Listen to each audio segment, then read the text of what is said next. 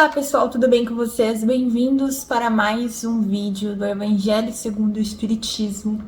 Hoje veremos, eu acho que um dos textos mais importantes de todo o Evangelho, que é o Advento do Espírito de Verdade. Para quem não sabe, esse Espírito é Jesus Cristo, tá? E foi até difícil, porque o texto é um pouco longo e eu quis grifar as partes, né, que eu julguei serem as mais importantes, mas esse texto inteiro é maravilhoso. Então, eu acabei até grifando demais. Mas tá tudo certo. Pega seu copo de água, a tua garrafa de água e vamos para o Evangelho. Por favor, Senhor Jesus Cristo, esteja conosco nesse momento do Evangelho. Você, médico das almas doentes, venha até nós. Nos auxilie com seu amor. Que os bons espíritos estejam entre nós e que vá na casa de cada um que estiver fazendo esse evangelho, que possa nos auxiliar e nos iluminar, para que a gente possa ter um bom discernimento do texto. Iniciamos agora, que assim seja. Bom, pessoal, ele começa falando o seguinte, tá? Venham como antigamente entre os filhos perdidos de Israel, trazer a verdade e pôr fim às trevas.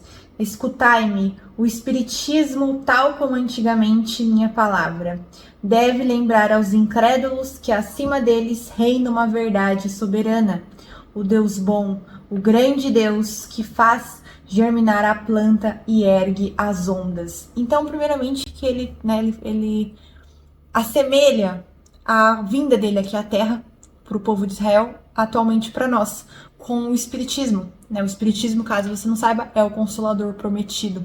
Nós já estudamos isso, inclusive, se você não viu, tem algum vídeo aí na playlist que a gente estudou esse texto.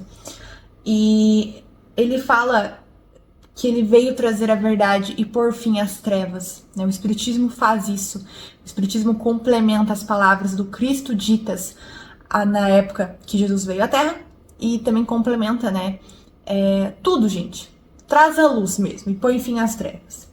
E aí ele já fala uma coisa maravilhosa, que a verdade que reina sempre, mesmo que as pessoas não acreditem, mesmo que exista muitos incrédulos, a verdade não deixa de ser verdade. E ele fala aqui, o Deus bom, o grande Deus, o nosso Pai, o Deus que faz germinar a planta e ergue as ondas.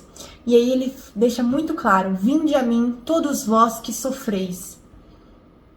Meu Pai não quer aniquilar a raça humana, quer que, ajudando-vos uns aos outros, mortos e vivos, ou seja, mortos segundo a carne, porque a morte não existe, tá, pessoal? Ou seja, a pessoa em espírito, desencarnado e encarnada, que a gente se auxilie, e que não mais a voz dos profetas e dos apóstolos, mas a voz daqueles que não estão mais na terra se faça ouvir para a voz gritar. Orai e acreditai, pois a morte é a ressurreição e a vida é a prova escolhida durante a qual vossas virtudes cultivadas devem crescer e se desenvolver como cedro.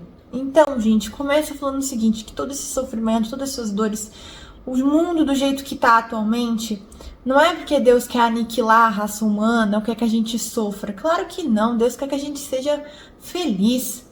O que ele está falando aqui é que Deus quer que a gente, não só Deus, mas Jesus também, né? Claro, os espíritos de luz querem que a gente se ajude uns aos outros, um dando a mão para o outro, tanto encarnados quanto desencarnados, tá? Então ele deixa aqui mortos e vivos, desencarnados e encarnados. E ele fala aqui, orai e acreditai, porque a morte é a ressurreição e a vida, o que a gente está vivendo hoje, é a nossa prova escolhida, tá? Para a gente poder cultivar melhor as nossas virtudes e trabalhar os nossos defeitos, crescer e desenvolver. E aí ele continua aqui, ó. Não afasteis a tocha que a clemência divina coloca nas vossas mãos para iluminar vosso caminho e vos reconduzir, crianças perdidas ao braço de vosso Pai. Ou seja, não afaste isso. Porque às vezes a gente vive tantas dificuldades que ao invés da gente ser ainda mais obedientes e ainda ter mais fé, nós nos afastamos, nós nos revoltamos. É o que acontece hoje, gente. Infelizmente, uma grande porcentagem da humanidade ainda é assim, é revoltada.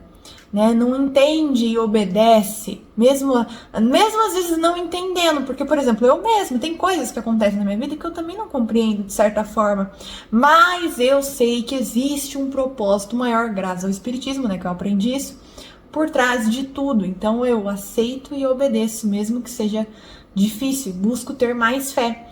Mas existem muitas pessoas que acabam se revoltando e se distanciando da tocha, ou seja, da luz que era para ela se iluminar e se melhorar. E aí ele continua aqui, ó. Não mistureis o joio ao bom grão, as utopias, ou seja, as mentiras ilusórias, com as verdades. Espíritas, amai-vos, eis o primeiro ensinamento, instruir-vos, eis o segundo. Todas as verdades se encontram no cristianismo. Então, gente, é uma coisa que eu falo. Às vezes a pessoa ela não quer estudar tanto a fundo o espiritismo, né? O livro dos médiuns, o livro dos espíritos, que são livros mais teóricos. Mas se a pessoa ler o evangelho inteiro, gente, o evangelho segundo o espiritismo, que contém os ensinamentos do Cristo, ou seja, é um livro completamente cristão, tá? É um livro cristão, os espíritas são, né, cristãos. A pessoa já tem as respostas para tudo, para absolutamente tudo. Se você seguir o que tá no Evangelho, que é esse livro que estamos estudando aqui, se você seguir, gente, certinho, você tem as respostas para tudo, tá? Claro que o livro dos Espíritos é maravilhoso, o livro dos Médiuns é incrível, gente, mas são livros um pouco mais teóricos mesmo.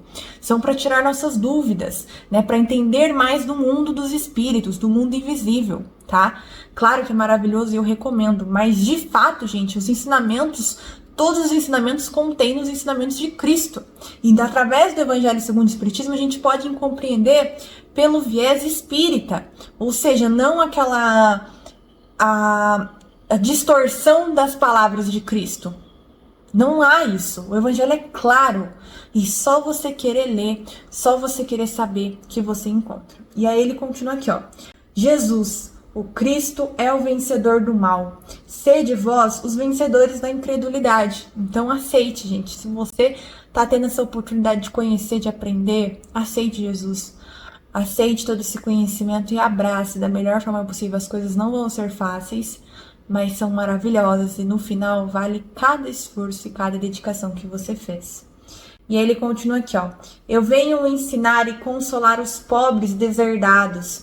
Venho-lhes lhe dizer que elevem sua resignação à altura de suas provas, ou seja, que a gente continue firme, tendo resignação e fé do tamanho que é a nossa dificuldade. Então, se a sua dificuldade é gigante, a tua resignação e a fé tem que ser gigantes quanto a sua dificuldade. Que chorem, pois a dor foi consagrada no Jardim das Oliveiras, mas que esperem, pois os anjos consoladores virão enxugar suas lágrimas. Então sim, gente, às vezes a gente vai chorar, às vezes a gente vai perrengar, às vezes a gente vai errar, mas que a gente chore e lembre-se do propósito maior por trás de cada dor. E aí então, né, claro, os anjos consoladores e Jesus vem auxiliar, sempre vem, pessoal. É só você fazer uma oração aí agora, se você está sofrendo, e ver como você não se sente depois. Eles sempre auxiliam, eles sempre ajudam. Se a gente tem resignação, fé, obediência e humildade, eles estão sempre do nosso lado. Sempre, gente, sempre. Quanto mais longe do orgulho, do egoísmo que a gente caminha, melhor a gente é atendido. Tá? Porque a gente sente mais, tá? Porque o orgulho deixa o homem cego. Então não é nem que os espíritos não querem auxiliar o orgulhoso, mas é que o orgulho nos cega. Então é isso que eu quero dizer. Nada está perdido no reino do nosso Pai, e vossos suores, vossas misérias formam um tesouro que deve vos tornar ricos nas esferas superiores, onde a luz substitui as trevas, e onde mais desprovido dentre todos vós será, talvez, o mais resplandecente. Eu vos digo em verdade, aqueles que carregam seus fardos e que assistem os seus irmãos são meus bens amados. Instruir-vos na preciosa doutrina espírita que acaba com o erro das vossas revoltas e que vos ensina o objetivo sublime da provação humana. Então ele deixa claro que toda essa dor, tudo, gente, que vocês estão sentindo, porque a gente tem mesmo muitas lutas, muitas batalhas, lembrem-se que vocês serão recompensados e vocês vão, né, quem passar por isso da melhor maneira possível, vai ter coisas maravilhosas aguardando nas esferas superiores, ou seja, nos planos superiores elevados, e não só nos planos superiores elevados, mas como planetas felizes que já atingiram a luz, que o planeta todo é luz, não há treva. Eu sei que às vezes até é difícil a gente conseguir imaginar, porque a gente está com uma visão muito limitada, né, daqui da Terra, mas é um local que não há nada, não há problema, não há trevas, não há nada. Olha só, gente, os obsessores tentando atrapalhar um vídeo. Acontece muito isso. Bom, depois dos cachorros ficarem latindo que nem loucos, continuamos aqui então, pessoal. Ele fala também, pessoal, que quem carrega os fardos e assiste os irmãos são meus bens amados. Então, que a gente instrua, né? Então, a doutrina ser espírita não é só, sou espírita e aplico os ensinamentos na minha vida. É buscar instruir, porque fora da caridade não há salvação. Então, essa instrução que Jesus fala é o auxílio ao próximo, é a ajuda ao próximo, é tentar, né, ao máximo mostrar a verdade ao próximo da melhor maneira possível. E aí ele fala aqui: eu estou convosco e meu apóstolo vos esclarece. Essa parte eu amo, gente. É uma das partes que eu mais lembro quando eu tô sofrendo. Sou o grande médico das almas e venho vos trazer o remédio que vos deve curar. Os fracos e sofredores e os enfermos são meus filhos prediletos e venho salvá-los. Então, às vezes, gente, eu passei por isso. Antigamente eu tinha vergonha de pedir auxílio para Jesus. Eu não tinha uma relação de parceira como eu tenho hoje, por exemplo.